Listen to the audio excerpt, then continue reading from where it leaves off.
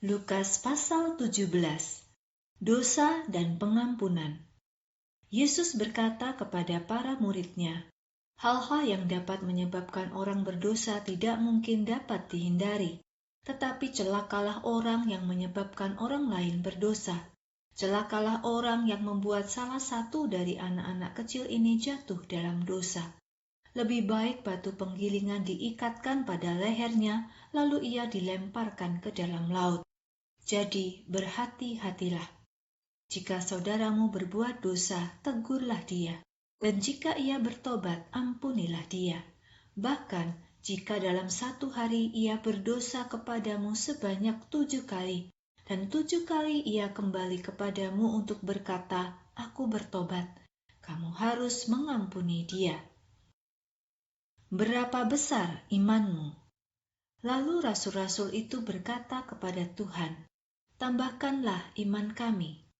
Tuhan menjawab, seandainya kamu mempunyai iman sekecil biji sesawi saja, kamu dapat berkata kepada pohon ara ini, tercabutlah dari tanah dan tertanamlah di laut, maka pohon itu akan taat kepadamu.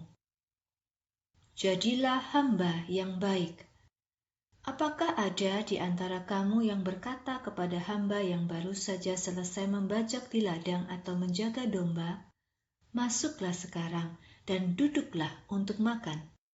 Bukankah sebaliknya, ia akan berkata kepada hambanya, siapkan sesuatu untuk aku makan, lalu bersiaplah untuk melayaniku, sementara aku makan dan minum. Setelah aku selesai, kamu boleh makan dan minum. Apakah ia berterima kasih kepada hambanya karena ia melakukan apa yang ia perintahkan? Seharusnya kamu juga begitu. Apabila kamu sudah melakukan semua yang diperintahkan kepadamu, katakanlah, kami hanyalah hamba yang tidak berharga. Kami hanya melakukan tugas kami. Bersyukurlah. Ketika Yesus sedang dalam perjalanan menuju kota Yerusalem, ia melalui perbatasan wilayah Galilea dan Samaria. Saat memasuki sebuah desa, ia bertemu dengan 10 orang laki-laki yang sakit kusta. Mereka berdiri agak jauh karena sakit kustanya. Tetapi dengan suara nyaring mereka berteriak, Yesus, Guru, kasihanilah kami. Yesus memandang mereka lalu berkata, pergilah, tunjukkan dirimu kepada imam-imam. Sementara mereka pergi untuk menemui para imam, mereka menjadi sembuh. Salah satu dari orang kusta itu kembali kepada Yesus dan memuji Allah dengan suara nyaring ketika ia melihat dirinya sudah sembuh. Lalu ia bersujud di kaki Yesus dan mengucapkan terima kasih kepadanya. Orang itu adalah seorang Samaria.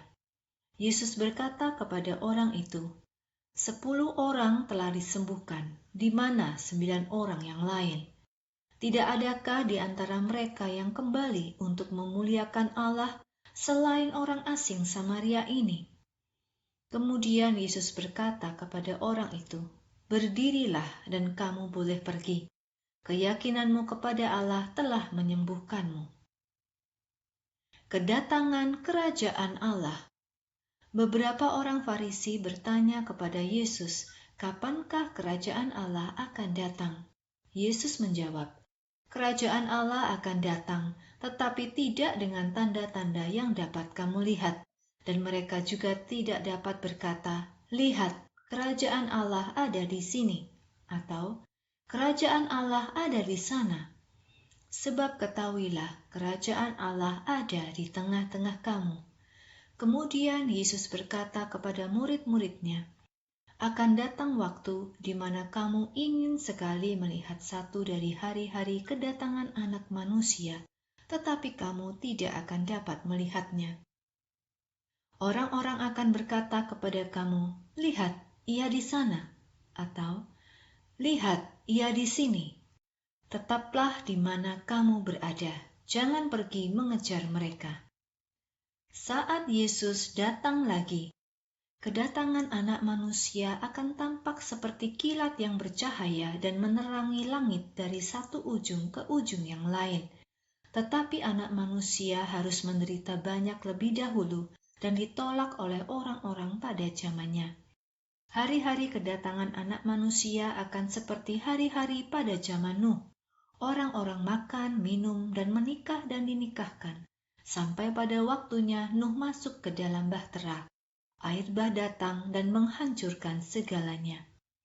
Hari-hari kedatangan Anak Manusia akan sama seperti hari-hari zaman Lot. Orang-orang makan, minum, berjual beli, menanam, dan membangun rumah. Tetapi pada hari Lot meninggalkan kota Sodom, api dan belerang jatuh dari langit seperti hujan dan menghancurkan segalanya. Begitulah nanti pada hari ketika Anak Manusia dinyatakan. Pada hari itu, jika ada orang yang berada di atap rumah, janganlah ia kembali masuk ke rumah untuk mengambil barang-barangnya. Dan jika ada orang yang sedang berada di ladang, janganlah ia kembali ke rumah. Ingatlah apa yang terjadi pada istri Lot. Orang yang berusaha menyelamatkan nyawanya justru akan kehilangan nyawanya. Sebaliknya, orang yang kehilangan nyawanya akan menyelamatkannya. Aku berkata kepadamu, pada malam itu, bila ada 2 orang di satu tempat tidur, maka yang satu akan diambil dan yang lain ditinggal. Bila ada 2 perempuan yang sedang bekerja menggiling gandum bersama-sama, yang satu akan diambil dan yang lain ditinggal. Begitu juga 2 pekerja yang sedang bekerja di ladang, yang satu diambil dan yang lain ditinggal.